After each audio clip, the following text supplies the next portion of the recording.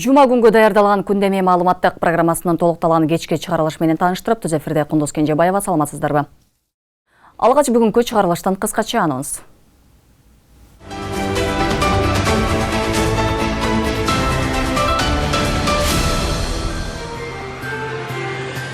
Өлкөдө мыкты делген 70 студентке Садыр Жапаров стипендия тапшырды. Мында мактоо баракчасы жана 60 000 сом өлчөмүндө стипендия ыйгарылган. Жалалабадда милиция кызматкери пара алып жаткан жеринен кармалды. Кыргызстандагы эң ири делген кара суу базарында өрт коопсуздук эрежелери сакталган эмес. Бүгүн адистер сатуучуларга дагы түшүндүрүү иштерин жүргүзүштү. Баткенде чек арадагы Бозадыр айылынын жашоочулары жаңы жылга чейин таза суу менен камсыз болуп, элеттеги 600гө жакын үйгө суу түтүктөрү тартылууда.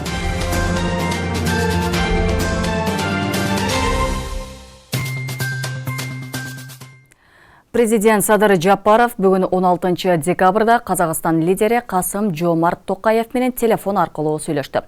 Бул туурасында мамлекет башчынын маалымат кызматынан кабарлашты. Президенттер эки жана көп тараптуу кызматташтыктын актуалдуу маселелери боюнча сүйлөшкөн. Жапаров Токаевти Казакстандын эгемендүүлүк күнү менен кызуу куттуктап, ага бекем ден соолук жана мамлекеттик ишмердүүлүгүнө ийгиликтерди. Ал эми боордош казак элине бакубатчылык жана гүлдөп өнүгүү каалады деп айтылат маалыматта. Эске салсак, бүгүн Казакстанда эгемендүүлүк күнү белгиленип жатат. Казакстан Республикасынын майрамдар жөнүндө мыйзамына ылайык бул күнү Казакстандын мамлекеттик майрамы. 31 жыл мурда 1991 жылдын 16 декабрында Жогорку Совет Казакстандын көз карандысыздыгы жана мамлекеттик эгемендиги жөнүндө мыйзам кабыл алган. Бүгүн 16 декабрда президент Садыр Жапаров 2021-2022 окуу жылынын жыйынтыгы боюнча жогорку окуу жайларынын 70 студентине президенттик стипендия тапшырды. Республиканын мыкты студенттерине мактоо баракчасы жана 60 000 сом өлчөмүндө стипендия берилди. Президент өлкө жетекчилиги мамлекетти өнүктүрүүгө салым кошом деген жигердүү, демилгелүү, аракетчил мекенчил жаштарды ар дайым колдой тургандыгын айтып, жалпы студенттердин окууларына ийгиликтерди каалады. Сүйүнбай кызы Меңдайым, академик Муса Адышев атындагы мен бул жак стипендияга келишимдин натыйжасы эле атайын майыптуулугу бар жарандарга мен үлгү болоюн деген сыяктуу. Алар да келип окуса болот, силердин деле колуңардан келет. Менин колумдан келип аткан нерсе силердин да колуңуздан келет деген сыяктуу. Мен аларга далилдөө максатында атайын президент стипендияга тапшыргам. Сүйүнбай кызы Меңдайым Адышев атындагы Ош технологиялык университетинин колдонмо информатика факультетинин 3 курсунун студенти. Өзүнүн таалыкпаган эмгеге, билимге болгон кызыгуусунун арты менен президенттин стипендиясына ээ болуп отурат. Меңдайым өзүнө окшогон студенттерге, өзгөчө мүмкүнчүлүгү чектелген жаштарга үлгү болуу максатында коомдук иштерге активдүү катышып, жеке ишкерлик менен да алектенип келет. Буга чейин негизи бир канча долбоорлор менен иштеп баргам, андан сырткары проект жазып, тренер жаатында иштеп барам, андан сырткары өзүм жеке ишкермен, ушул жакта ырдоо жактында деле иш алып барам. Мындай чыкканда универсальный. Биздин Өзгөн районунда күрөөчү көбөйүп келет, бирок ал климатка байланыштуу сечкага айланып кеткен. Биз ошол эле продукцияны ысырапчылык кылбай кандай жасасак болот деген сыяктуу япондор менен биргеликте иш алып барып, ошол өзгөнүн күчүнөн жасалган печеньяны, скрабты, чайды, идеяны алып чыктык.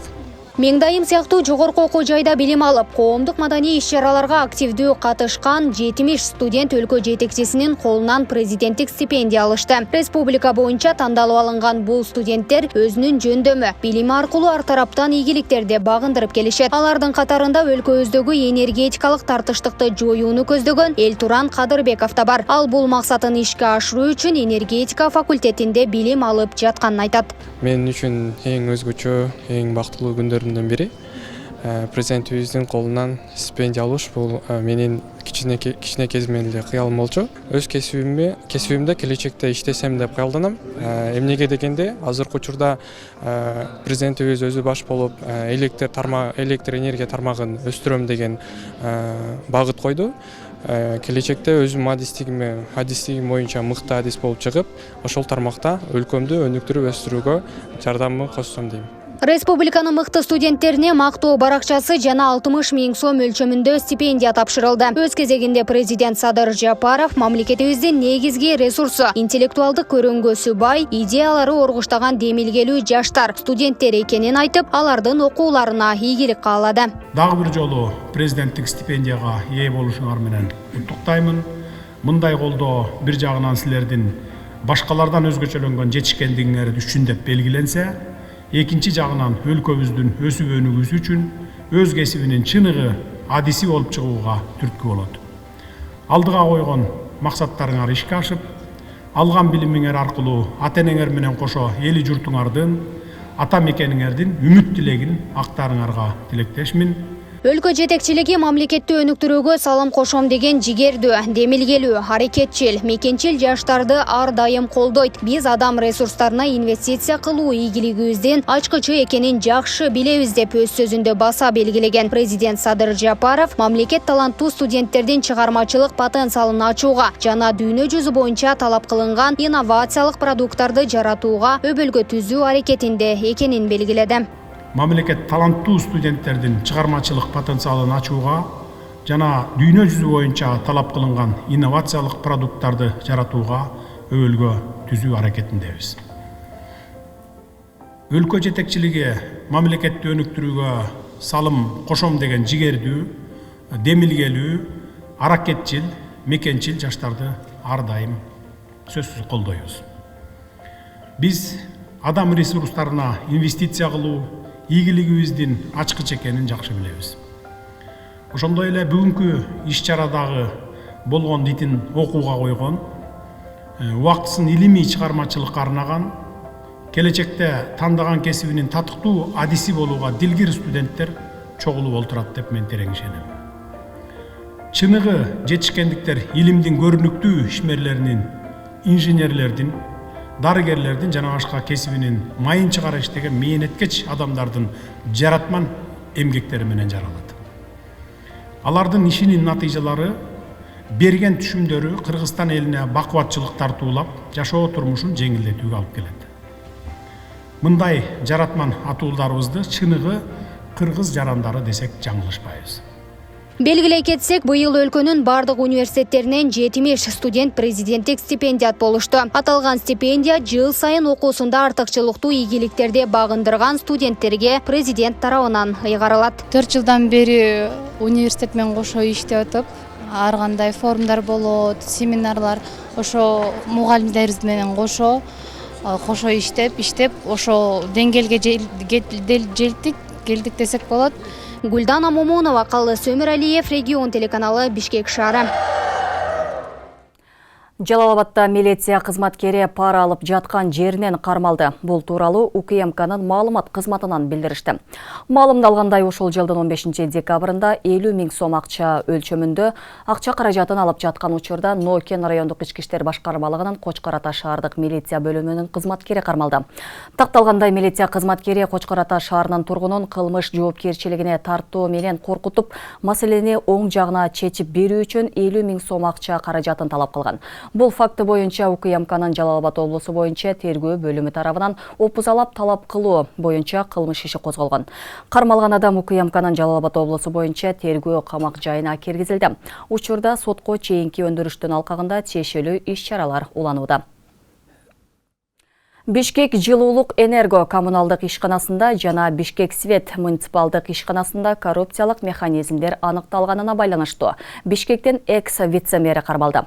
Бул тууралуу УКМКнын маалымат кызматы билдирди. Маалыматта 2019 жылдан 2021 жылга чейинки мезгилде Бишкек свет муниципалдык ишканасынын жетекчилиги материалдык пайда алуу максатында ишкананын өзгөчө ири өлчөмдө бюджеттик каражаттарын системалуу түрдө мыйзамсыз чыгарып кетүүнү уюштурган деп айтылат. Аткарыла турган иштерден чыгаша бөлүгөн жасалма түрдө ашыкча баалоо жолу менен Бишкек свет ишканасы имараттарын жана курулмаларын капиталдык оңдоодон өткөргөн. Мындан тышкары 2 миллион 300 000 сомго жакын ишкананын негизги каражаттарынан уурдоо фактысы аныкталган. Ошондой эле 2016-2019 жылдары Бишкек жылуулук энерго коммуналдык ишканасынын жетекчилигинин уруксаттарды берүүдө жана курулуш объектилерин жылуулук тармактарына кошууда мыйзамсыз аракеттеринин натыйжасында Бишкек жылуулук энерго коммуналдык ишканасы 31 миллион сомго жакын зыян келтирилген деп билдирет УКМК.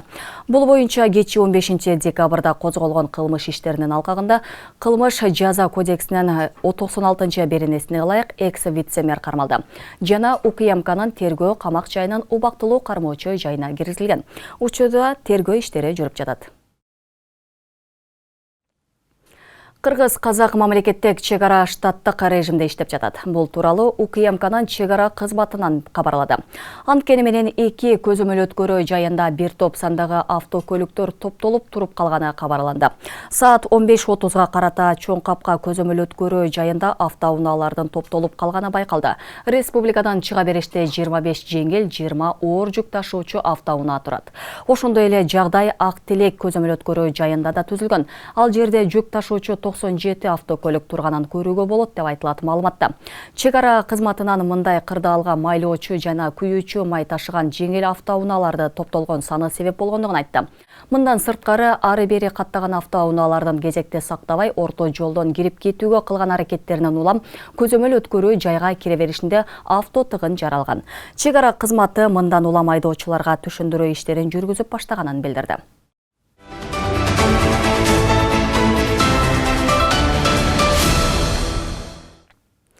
Саламаттык сактоо министрлигинин алдындагы ден соолукту чыңдоо борбору дүйнөдө жана өлкөдө жол кырсыктары канча адамдын өмүрүн алганын жарыялап, автоунаа айдоочуларды этият болууга чакырды.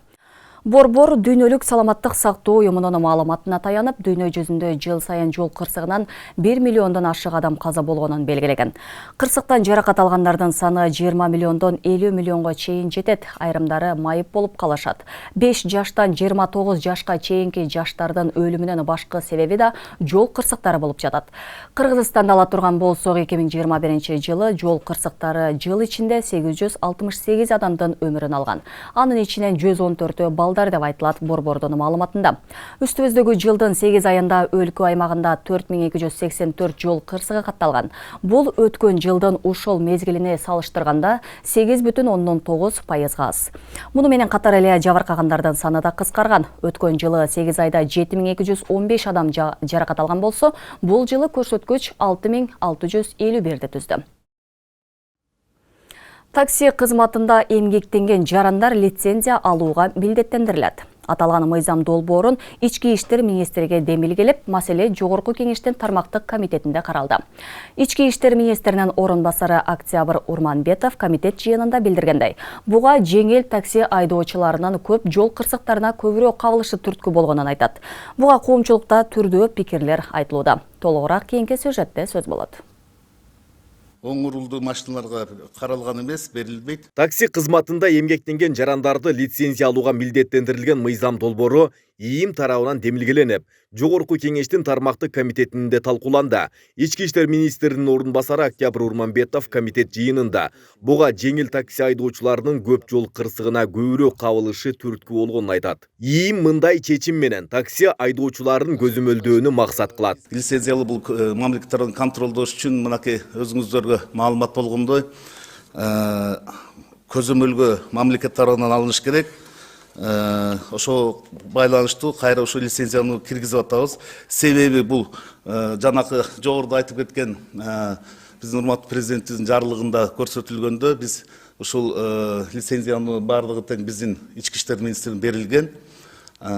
Ошол менен тартипке келтирүү боюнча биз ушул лицензияны киргизип атабыз. Себеби өзүңүздөргө маалым болгондой ДТПны, дорожный транспорт происшествияны кыскартууда бул жеңил такси менен ташыган жарандарыбыз көп кырсыктарга учурап келип отурат бүгүнкү күндө. ИИМдин маалыматына караганда такси айдоочуларына 1 жылдык лицензиянын баасы 500 сомду түзсө, такси фирмаларына 1000 сом болот. Андан сырткары талапка ылайык айдоочунун тажрыйбасы 3 жылдан кем болбошу керек. Алар техникалык кароодон өтүп, камсыздандыруу жана патент үчүн төлөмдөрдү аткарышы зарыл. Лицензияны биз беребиз. Атайын бизде лицензиялык отдел бар. Ушул жанакы айтылып кеткен штаттар бар. Жер-жеринде беришет бардыгы. Буга чейин лицензия транспорт инспекция берип келген да. Берип келген да. Азыр биз ушу программный обеспечение бүт баарын иштеп чыкканбыз. Эгерде биз ушул лицензияны иретке келтирсек. Жогорку кеңештин депутаты Русланбек Жакышев бул мыйзам долбоору коррупцияга жол ачып калышы ыктымалдуулугун белгилейт. Лицензияда баштагандан кийин транспорт инспекция чыгат, лицензияны биз берип атабыз. Гражданин токтотот. Гаилер чыгат, налоговиктер чыгат мисалда. Бул эртең күндөр коррупциянын туу чокусуна чордон алып келип калбайбы? Эми мындай карап көрсөң, лицензия деген Бул таксилерге деген мен жеке пикиримде бул туура эмес нерсе да.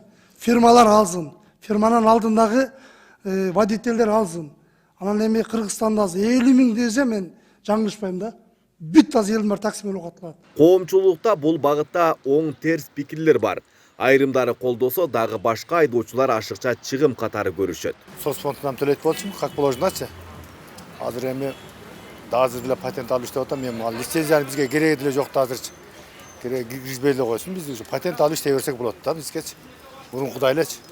Как положено патент алып иштесек болот. Жолдо бизде лицензия алсак, ГАИ тосот, налоги тосот, бардыгы тосот да. Кана лицензияңды.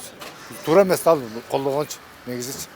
Biz murunkuday işlevleri patent alıp как положено işlevleri ошол. Biz эми патент алсак, соцфонд бар жок ошонун ичинде болсо 1000 сом айына 1000 сом төлөйбүз. Анан кийин дагы лицензия ал деген ал билбейм, кээ бир адамдардын бир кызыкчылыгы болуш керек да бул жердечи.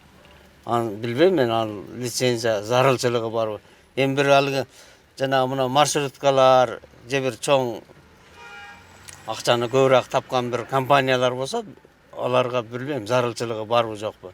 Биз үчүн мен ойлойм зарылчылык жок да лицензиянычы. Эгерде мыйзам долбоору жогорку кеңештен колдоо тапса, өлкө аймагында оң рулдуу унааларга такси кызматында иштөөсүнө уруксаат берилбейт. Анткени лицензия бир гана сол рулдуу унааларга берилет. Коммерциялык ташуу үчүн оң рулдуу автомобилдерге пайдаланууга тыюу салынат да. Бул жерде атайын көрсөтүлгөн. Siz tуура айтасыз, действительно бүгүнкү күндө эгерде бизде азыркы биздин учетубуз боюнча эметкенде ошо 16994 оң рул ташыган кишилерибиздин оң рулдуусу почти 8000 да 50% түзөт да. Такси кызматын милдеттүү түрдө лицензиялоо жөнүндө мыйзам долбоору 13 декабрда Жогорку кеңештин тармактык комитетинин биринчи кароосунан өткөн. Эгер бул мыйзам долбоору комитет тарабынан жактырылса, жалпы жыйынга талкууга коюлуп, 3 окуудан өтөт. Айбек Исабеков, Замирбек Тойчубаев, Регион. Кыргызстанда анын ичинен өзгөчө Бишкек шаарындагы экологиялык абалды турукташтыруу аракетин көрүү иштери жүрүп жатат. Кала мэриясы тарабынан шаардагы жана райондордогу конуштарда пландык рейд уюштурулуп, жергиликтүү элге түшүндүрүү аракети көрүлүүдө. Анда тийиштүү адистер мончолордо кандай заттардан жагылып жатканына байкоо жүргүзгөн. Шаардык өрттөндүрүү көзөмөл инспекциясы тыюу салынган буюмдарды өрттөөгө көзөмөлдү күчөтүүдө. Лелин райондук муниципалдык администрациясы Кыргыз Республикасынын экология министрлиги, Борбордук мамлекеттик санитардык эпидемиологиялык кызматы менен биргеликте мончолорду, сауналарды жана жеке менчик үйлөрдө тыюу салынган буюмдарды өрттөө учуруна текшерүү жүргүзүштү. Азыркы убакта Ленинский акимат жана Бишкек шаарынын көрктөндүрүүнү контролдоо боюнча муниципалдык инспекциясы тарабынан банялар, сауналар текшерилип жатат. Анткени азыркы учурда жанакы тыюу салынган нерселерди, анын ичине резина, синтетика, жанакы швейные отходы деп коебуз, ошолорду жагуу фактыларын устанавливать этиш үчүн. Түзүлгөн комиссиялык топ алгач Ак Ордо жана Ак Өргө конуштарындагы 5 мончону текшерүүгө алып, анда тыюу салынган заттар менен күйүүчү фактылар катталган жок. Баары көмүр жана отун пайдаланып жатышканы аныкталды. Мындай көрүнүш текшерүүнүн үзгүлтүксүз жүрүп жаткандыгы менен түшүндүрүлүүдө. Анткени менен көмүрдүн да зыянкечтиги эске алынып, жергиликтүүлөр газ же электр энергиясын пайдаланууга өтүүсү белгиленип жатат. Буга себеп катары жарандардын ден соолугу да эске алынууда. Абаны булганчы биринчиден ошо көмүр жаккандан, ошо резина жаккандан ошо чыгып атат. Ошолордун адамга тийген таасири аябай эле чоң да. Аба булганып, оорулар көп болуп калышы мүмкүн, болушу мүмкүн. Ошолорду биз ошо ретте ошолор токтолсо экен деп атабыз. Газга өтсө, могу от жаккандар бардыгы аба тазаралат деп биз ошо ишенебиз да. Биринчиден дем алуу органдарына болуп да таасири. Вот өпкөгө, биринчи эле өпкөгө барат. ошо аллергия оорулар пайда болот. Ошондой эле муниципалдык инспекция борбор шаардагы көрктөндүрүү эрежелерин бузуунун бардык катталган фактылар боюнча жеринде бузуулар жөнүндө кодекстин 115-беренесинин 3-бөлүгүнө ылайык жаза колдонуу жөнүндө протоколдор түзүлөрүн эскертет. Тартип бузгандар күнөөсүн мойнуна алган, мойнуна албагандыгына карабастан жеке жактарга 7500, юридикалык жактарга 23000 сом айып салынат. Таштандыларды жаккан фактыларды жойдуруш керек. Анткени биздин кээ бир граждандар ошондойлор менен жагып аткандары фактылары аныкталган. Ошон үчүн биз кичине болсо дагы абаны тазалоо боюнча иштерди жүргүзүп атабыз. Буга чейин абанын бузулушуна алып келген көмүрдүн сапатын аныктоо жана унаалардагы катализаторду текшерүү боюнча да рейдтер жүргүзүлгөн. Адистер мындай рейдтер алдыда дагы уланаарын билдиришүүдө. Нурзада Сыдыкова, Калыс Бактыбеков, регион, Бишкек. Кыргызстандагы эң ири делген Кара Суу базарында өрт коопсуздук эрежелери сакталган эмес. Аталган жайда башаламан жайгашкан соода күркөлөр, контейнерлер ээлеген аймагынан мыйзамсыз жолго чейин чыгып кеткен. Кокос күтүүсүз өрт же башка чокол кырдаал катталса, өрттү өчүрүүчү уна өз учурунда кире албай, кырсыктарды жоюу иши кечеңдейт. Учурда өрттү көзөмөлдөө кызматы жеринде түшүндүрүү иштерин алып барып, базар ээлерине мыйзам чегинде чара колдонууда. Кабарчыбыз Асель Сыдыкова Кара Суу базарынын абалы менен таанышып кайтты. Кара Суу базарында өрт коопсуздук эрежелери толук сакталган эмес. Кыргызстандагы эң ири делген базарда башаламан жайгашкан соода күркөлөр, контейнерлер өрт өчүрүүчү атайын унаанын базардын ичине кирип чыгуусуна жолтоо болуп келет. Бул тууралуу өрттү көзөмөлдөө кызматынын инспектору маалымдайт. Мындан улам аталган кызмат жеринде текшерүү иштерин күн сайын улантууда. Ушул күнгө чейин өрт коопсуздугун сактабаган ишкерлерге салынган айып пулдун саны 100 000ден ашкан. Претензиялар берилген, алардын аткарылышы боюнча контролдук текшерүүлөр жүргүзүп, булар боюнча Кыргыз соода биримдиги базары, ИП Адилы Бабур, ошол Тураталы базары, андан тышкары дагы бул жерде көптөгөн базарлардын ээлеринен өрт коопсуздугун сактабагандыгы үчүн, өрт коопсуздугу берген иш-чараларды аткарбагандыгы үчүн административдик чара кодекстин негизинде өрт коопсуздугуну бузгандыгы үчүн, аткарбагандыгы үчүн 143-434 беренелердин негизинде штрафтар салынып өкмөткө төлөндү.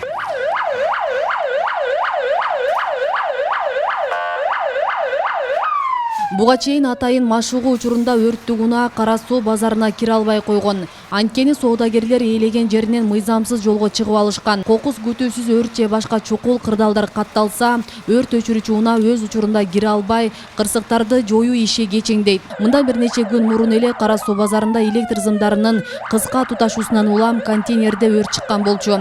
Учурда материалдык чыгымдар такталууда. Жабык учетта доступ жок экен пожарный. Кечээ учение кылды. Не то, что там барыш там, кире албай койду да башынан. Ошол частный соодагерлер контейнерлерди коюп, жолду жаап алышкан. Ошонун негизинде биз арыз менен кайрылганбыз, ушу жолдорду ачып бергиле. Эгерде эртең өрт коопсуздугу болсо, биринчи адам казалыкка тиет, экинчиден буюмдар күйүп кетет, материальный ущерб болот. Сунуш баракчаларын биз акимдерден баштап айыл өкмөттөргө, мисалы ошол Кара Суу району Сарай айыл өкмөтүнө караштуу айыл өкмөттөргө, ошол базардын дирекциясына биз сунуштама баракчаларын беребиз.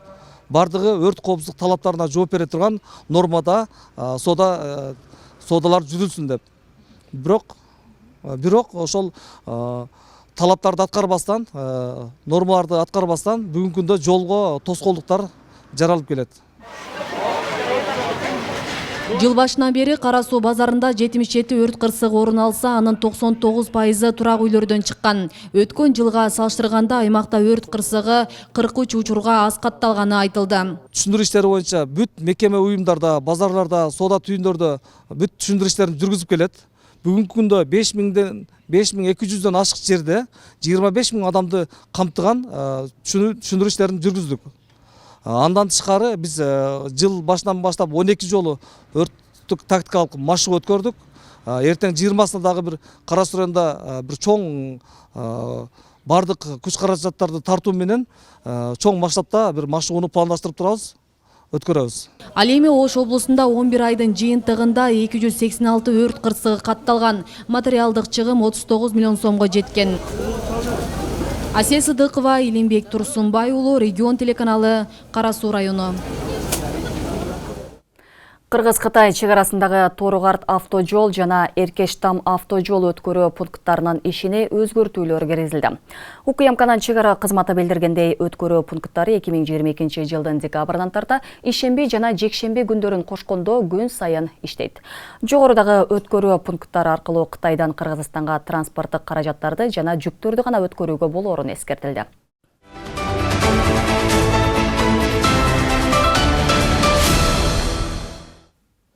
Кыргызстандан деңизге чыгуусу үчүн Халев портунан 30 гектардан ашык жер бөлүндү. Бул тууралуу Финансы министрлигинин маалымат кызматы билдиришти. Финансы министринин орун басары Руслан Татиков Бириккен Араб Эмираты менен сооданы өнүктүрүү жана экономикалык байланыштарды чыңдоо алкагындагы жолугушуудагы келишимге катышты. Маалымдалгандай, жолугушууда Эмираттык компания Абу-Дабинин эркин экономикалык аймагындагы логистикалык борборду жана бажы тармагын өнүктүрүү максатында Халев портунан 30 гектардан ашык жерди Кыргызстанга бөлүп берүү келишимине кол коюлду. Ошондой эле Макта Гетвей Финансы министрлиги үчүн бажы жана чегара көзөмөлүн инфраструктураны, анын ичинде улуттук бирдиктүү терезе түзүү аркылуу модернизациялоо жана санариптештирүү стратегиясын демилгелейт деп айтылат билдирүүдө. Чегарадагы Бозадыр айылынын жашоочулары жаңы жылга чейин өзгөлтүксүз таза суу менен камсыз болот. Элеттеги 600гө жакын үйгө суу түтүктөрү тартылып жатат. Жергиликтүү активисттин демилгеси менен жалпы суммасы 20 миллион сомдон ашуун инвестиция тартылган. Муну менен айылдын ичүүчү сууга болгон көйгөйү толугу менен чечилет. Аймактык кабарчыбыз Нургазы Жайнаков жергиликтүүлөрдүн кубанычына күбө болуп кайтты. Өзбекстан менен чектешип турган Бозадыр айылын таза суу менен камсыз кылуу үчүн ар бир көчөгө суу түтүктөрүн тартуу иштери жүрүп жатат. Айыл тургуну Нурланбек Тоскараевдин короосунан да жакынкы күндөрү үзгүлтүксүз ичүүчү суу чыгат. Мөөнөтү менен чыккан сууга uzun кезекке туруп, суу алган Нурланбектин буга чейинки түйшүгү артта калмай болду. Кудай буйрса мына бүтөр алдында турат. Бүтүп калса, Кудай буйрса ар бир үйдөн суу чыкса, биздин кыялдарыбыз орундалып, кубанычыбыз коюңузга батпай аткан мезгилде да азыр. Буга чейин кандай болгон таза суу? Буга чейин ар бир көчөдө бирден, экиден кран болгон. Ошого кезекке туруп суу ташып ичүүбүз бардыгыбыз. Кээде ошол насос өчүп калганда суу жок болуп калчу, алысырактан машина менен ташып ичүүбүз. Азыр эми Кудай буйрса кирип калса жакшы болот. Жергиликтүү активисттин аракети менен Араб өлкөсүнүн Ихсан Хайрия фондунун каржылоосунун негизинде 14 чакырым суу түтүктөрү тартылган. Жер астынан насос аркылуу суу чыгарылып, кампага топтолгон суу ар бир үйгө атайын эсептегичтер аркылуу киргизилет. Айылыбыздан чыган жигиттер чыгып, билимдүү жаштар чыгып, ошо Ирапов Эрнст деген инебиз ушундай демилге көтөрүп, айыл эли барды колдоп, өкмөт колдоп, өкмөттүн демилгеси менен жогорудун акимчиликтин демилгеси менен ушул ишибиз ишке ашып отурат да. Азыр эми буюрса таза суу менен 100% чечилет деген ойдобуз. Жалпысынан 20 миллион сомдон ашуун инвестициянын негизинде ишке ашып жаткан таза суу долбоору декабрь айынын аягына чейин бүткөрүлүп, элеттеги 600гө жакын кожолук 24 саат бою ичүүчү суу менен камсыздалат. Жеке турак жайларга суу киргизүү тургундардын эсебинен төлөнөт. Элдин салым менен кошо 22 миллионго барып калат. Канча кожолукка таза суу менен камсыз болот? Ошондо 856 кожолук бар биздин Бозадыр айылында. Эми баягы миграция болуп, азыр башка жакта жашап иштеп аткандар бар.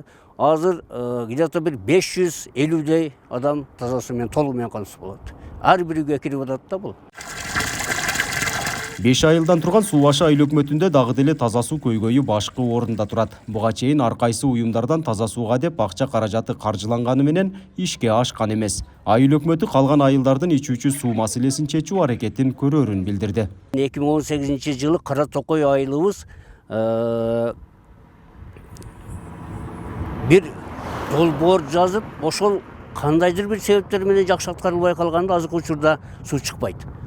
Эми Кудай кааласа мына иштеп турсак, кийинки биздин кыла турган ишибиз ушу биздин Кара Токой айылындагы толугу менен үйгө кире турган таза суу менен камсыз кылайын деген менин оюм бар. Буга чейин Баткен районунда жалпы 7 айыл таза суу менен камсыз болгон. 2023 жылдан тартып 8 айылдын ичүүчү суу көйгөйүн чечүү аракеттери көрүлөрүн райондук бийлик маалымдады. Нургазы Жайнаков, Регион телеканалы, Баткен облусу. Польшанын футбол федерациясынын расмий сайты билдиргендей, чемпионаттагы чечүүчү беттеште польшалык калыш Шимон Мартиняк калысты кылат. Мартиняка Павел Сокольский жана Томаш Лицкевич жардамчы калыс болот. Буга чейин Мартиняк финалда беттеше турган командалардын ар биринин оюндарына калысты кылып келген. Тайпалык баскычтын экинчи турунун оюнунда Франция менен Даниянын оюнунда иштесе, 1-8 финалда Аргентина жана Австралиянын беттешинде дагы калыстык кызматын кылган. Катарда өтүп жаткан дүйнө чемпиондугунун финалы 18 декабрь күнү Франция жана Аргентинанын ортосунда болот. Беттеш Бишкек убактысы боюнча саат 18:00 башталат. Регион телеканалынын күндеме маалыматтык программасын социалдык тармактардан күзөтүп барыңыздар. Ал үчүн Регион телеканалынын Facebook, Telegram жана YouTube каналдарына катталып, акыркы жаңылыктардан кабардар болуп туруңуздар. Ошондой эле Одноклассники, ВКонтакте социалдык баракчасынан да көрсөңүздөр болот. Апта соңуна даярдалган жаңылыктар мына ушу менен соңуна келип жетти. Түз эфирде Кундуз Кенжебаева болдум. Аман туруңуздар.